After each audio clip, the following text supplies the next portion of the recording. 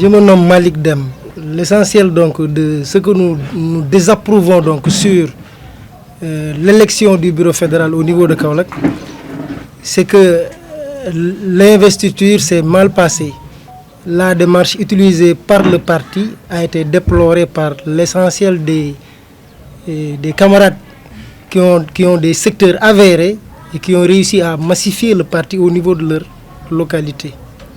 Alors, lors de l'élection, nous avons constaté que des camarades qui n'ont pas eu de secteur ont été promus au détriment de camarades qui ont eu à travailler au niveau de leur quartier et à structurer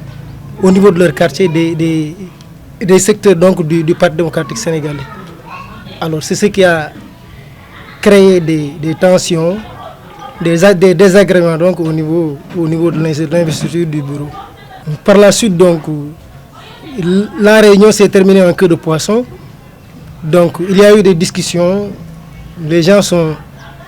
ont montré leur colère, surtout nous, collectif des alliés. Nous avons constaté que nous avions été désavantagés par rapport à d'autres et que le travail que nous avons abattu sur le terrain, nous n'avons pas récolté les fruits de notre travail. Alors nous avons adressé une lettre de réclamation au bureau national pour qu'il nous départage sur la question. Jusqu'à aujourd'hui, jusqu'à présent, au moment où nous vous parlons, nous n'avons pas eu de réponse de la part du parti. Alors que la lettre de réclamation a ciblé des organes de décision du parti, comme le comité directeur. Mais jusqu'à présent, nous n'avons pas eu de réponse. Alors nous avons décidé de relancer cette communication, de réécrire à nouveau la lettre, de montrer que nous ne sommes pas d'accord avec la façon dont le bureau a été investi. Et que le bureau fictif qui circule au niveau de Kaolack, dont nous avons pris conscience la semaine prochaine, est un bureau que nous ne considérons pas, nous ne reconnaissons pas ce bureau. Si le parti ne réagit pas, nous espérons que le parti va réagir.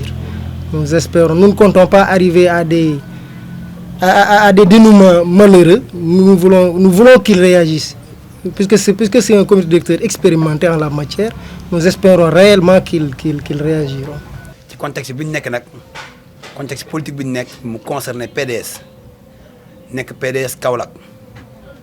ñu war cee àddu nag ngir bañ ci loo xamante ni am na te dara waralu ko lu dul cuune ak sabotage ndax PDS yellawul li am lan moo am mooy ay commissaire ak superviseur bu ñu yebal Kaolack te xamuñu histoire politique Kaolack te xamuñu physionomie Kaolack te xamuñu statut administratif politique Kaolack ndax Kaolack commune parti bi da leen jox seen indépendance politique depuis 2007 ñu nekk fédération urbaine nan ngay mën a renouveler commune bu toll noonu ba nga xam ne benn commune Kaolack moo ëpp fukk ak ñett commune yi nekk ci département bi nga yebal ci benn commissaire nga tollale Kaolack ak yeneen communes yi ba tax tey sur les 45 quartiers le parti est absent ñun parti bi ci fukki quartier dong ak benn lañ nekk xanaa kon élection bëgguñ dem ci yeneen quartier yooyu léegi nag dafa dem ba lu yàggul dara yónnee nañ ñaari bureau yoo xamante ne nii tàbb nañ ay nit ca ndaje bu ñu woote woon ñu bëri ñu fa teewoon ci ndaje ba seen tur bokkul ci bureau yooyu ndax munoo ñàkk bokk ci section dem di bokk fédération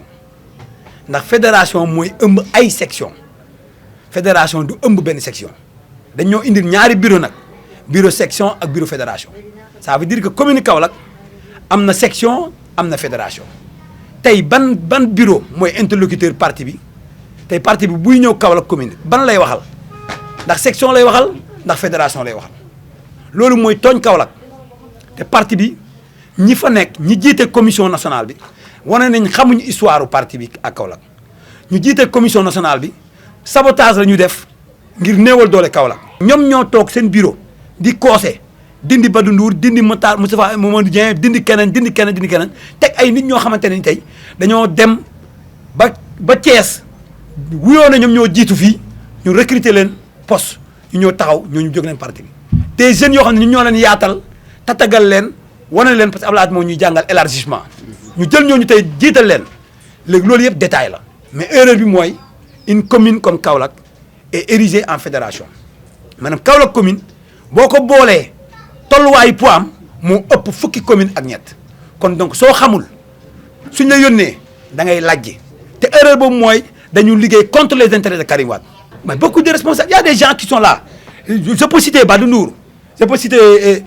Mamadou Dieng je peux citer El Hadj Kane des gens qui ont monté des secteurs que leur nom ne figure nulle part des gens qui n'ont même pas de secteur que leur nom se retrouve à travers des responsabilités c'est paradoxe